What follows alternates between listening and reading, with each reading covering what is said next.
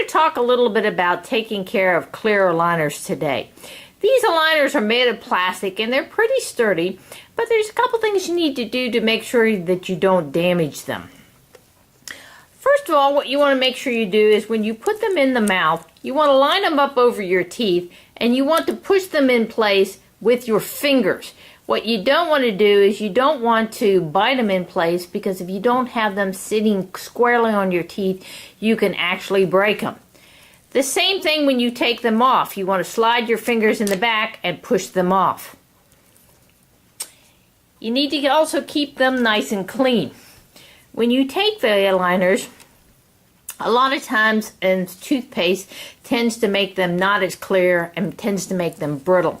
So what I would suggest is take a toothbrush and just plain water and just brush the plaque off them carefully.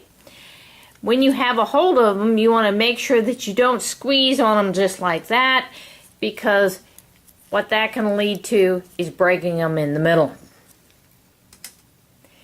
If you have aligners, some aligners won't have the little attachment bumps. So if you have aligners that have the little attachment bumps, you want to make sure you pay special attention to cleaning those little bumps out of there. Now there are specific aligner cleaning tablets, and you want to use a product that is specifically made for clear aligners. You don't want to use denture cleaner because that tends to be too hard on the plastic and tends to make it brittle and discolor it. What you can also use are these individual ultrasonic cleaners. We have them here at Staggers Orthodontics. And what you want to do is you want to put room temperature water. You don't want to use any hot water at all, because hot water will distort your clear aligner.